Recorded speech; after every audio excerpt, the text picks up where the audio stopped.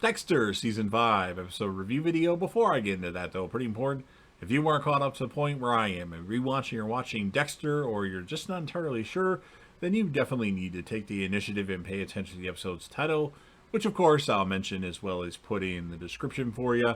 If that happens to be the case and you're not caught up, it would be my recommendation that you don't watch this video any further to avoid any potential spoilers. This will be Dexter, Season 5, Episode 6. The title of this episode is called Everything is Illuminated. And this will be my review, reaction, recap after just finishing watching the episode. So Dexter is packing more stuff at the house and pictures of Rita, which brings back a lot of memories. We miss you, Rita. Not. Deb suggests to Dexter later on that he should take back his apartment because it's yours. And then very quickly, Dexter does take back his apartment. Blood slides are back in the air conditioning where they belong, and everything else is in its right place, unlike the mess that Deb can have at some points, I should say. And then soon, Lance Robinson will be on Dexter's table. He will be an easy kill, just like old times. Tonight's the night. Meeting in the briefing room, and we do see Soderquist. He's standing against the door in the background, as he normally is. Matthew shows up and says he expects more from Deb regarding the whole club thing. Matthew says it's LaGuerta's ass that's on the line if stuff goes wrong, or what's going on in the club goes wrong, I should say. Batista is mad that LaGuerta's sting got Stan Liddy suspended, RoboCop, and Deb comes over to Quinn's, and Quinn doesn't want to fuck. Wow. What have you done with Quinn? So Deb thinks someone's in his place naked, but he shows her it's Stan Liddy. Peekaboo time for Harrison. Harrison's first words are bye-bye, apparently. Dexter's victim comes to him as Dexter had bought or rented an RV, and apparently this guy goes, I don't know what the case is, but he gives him the M99 right away. And then Lumen calls him and tells him that, actually, I'm in Miami still. And she has shot one of the guys that was involved with her torture, essentially. Lots of blood, she says. So Dexter takes Lance, and who's, of course, still under the M99, and goes to see Lumen at a warehouse. And he knows that the M99 will run out in a few hours. Deb and Batista are in the surveillance van watching everything going on at the club. Deb sees Quinn kind of getting hanky-panky with this blonde at the club, and she's getting slightly jealous, even though she doesn't want to admit it.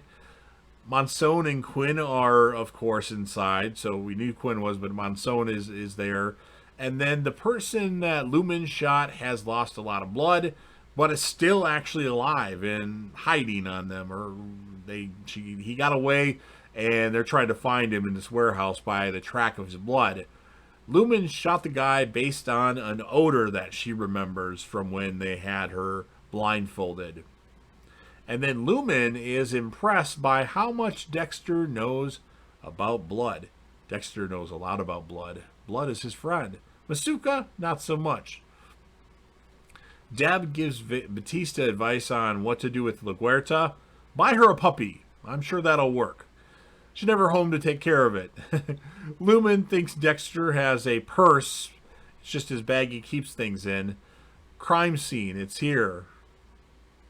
Or it's a crime scene. It's where they are. It's here. This started out as an ordinary day. In 1 second, everything changed.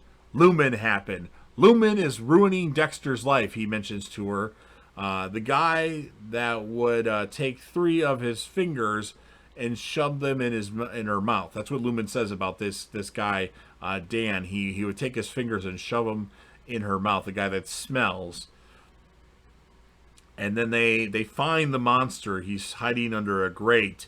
Batista goes into the club to hit on the gorgeous Yasmin. It's Batista's lucky day. Yasmin wants to get out of there. Wow, okay, Batista. And then Dan tells Dexter that Lumen shot him. And I'm noticing I put Dumen, D-U-M-E-N, for that one at least. Lumen spits on Dan, who's a children's dentist. They catch Dan using Lumen's phone, saying she's alive. And eventually Dexter snaps Dan's neck, Dan the dentist, and tells Lumen to clean up the scene with the hose. Masuka and Deb are at the crime scene, following the blood trail that Dexter had previously followed to find Dan, the dentist. Now, Dexter gets a call from Deb while he's talking to her. Lance wakes up, so Dexter tells Lumen to leave, instructs her to go to the house, and he'll take care of everything. Lance is running away, and Dexter has to chase him, and then Dexter chokes out Lance. And then Dexter sends Lance up next to Dan, the dentist, and meets Deb and Masuka outside the door and says, "You'll never believe what I found." And Masuka, by looking at the scene, says it was autoerotic mummification. Dexter says the blood is consistent with what Masuka's theory was.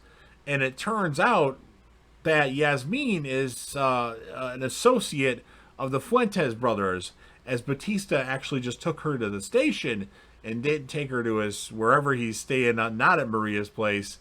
And Yasmin wants her charges dropped, and she'll agree to get the Fuentes brothers back into the club. And then Maria tells Angel he was right, and he likes the sound of that. Nice job on bringing the girl back to the station. Better than a puppy, Batista says. And then Deb confesses to Quinn that she has feelings for him.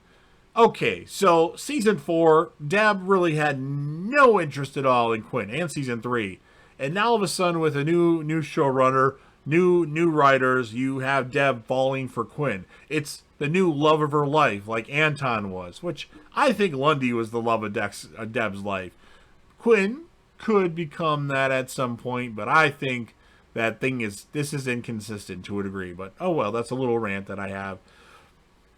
And then Deb tells Quinn that he mumbles and it's kind of hard to understand him sometimes. Lumen is in the house taking a bath in the tub. Big time Rita flashbacks there. You think for a second she might be dead, but she's just kind of resting. And then Lumen tells Dexter she knows about him. She sees the pictures. She knows that he's a family man. She knows his ways of blood, how great he is at that. And then Lumen tells Dexter about her wedding and that she had to get out of there as she didn't like where it was leading to. She didn't like the path that wedding was going to lead her to, which I don't think it would have been a bad path, but whatever. And Lumen says tonight she felt peace because he's dead, and she's going to have to find the rest of them because that's the only way she's going to find peace again. And I notice I spelled peace wrong, which is really weird. P-I-E-C-E. Wow, I got to pay attention when I'm typing. Don't know how I made that. I know how to spell peace, P-E-A-C-E, but whatever. And then Dexter asks how many more were there to Lumen. He's going to help Lumen as the episode ends. So, pretty solid episode of Dexter. Really interesting with the whole warehouse scene and them, Dexter having to think fast because Deb and Masuka have arrived. As far as the score of this episode, I'm going to score it 8.7 out of 10. My characters of the episode, Lumen, because Lumen did a lot in this episode, even though I do think she's highly annoying, and people that like Lumen as a love interest for Dexter more than Hannah need to watch the episodes where Dexter says, "You're ruining my life." No matter how badass Hannah was, he never said that she was ruining his life.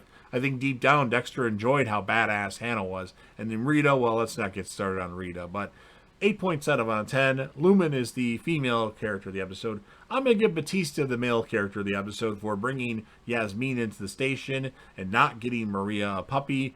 And as far as our villains that get killed in this episode, well, Lance Robinson, he really didn't do much at all. He was a pedophile, and, well, I don't like pedophiles, so I'm going to give him a 1 out of 10.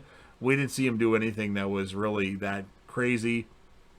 And then Dan the dentist, well, I'm not a big fan of people that smell, So I'm going to give Dan the Dentist a 4 out of 10 because he was actually convincing to a degree of that he's not the one that did this stuff and Lumen's got the wrong guy. But obviously we find out that Lumen definitely had the right guy based on the odor that Dan the Dentist had. So you've heard me ramble long enough. Now it's your turn to comment. First of all, make sure you smash that like button if you're a fan of Dexter or Dexter Nubla, because that does help out with the YouTube algorithm, and the channel is starting to gain some traction again, which is always nice.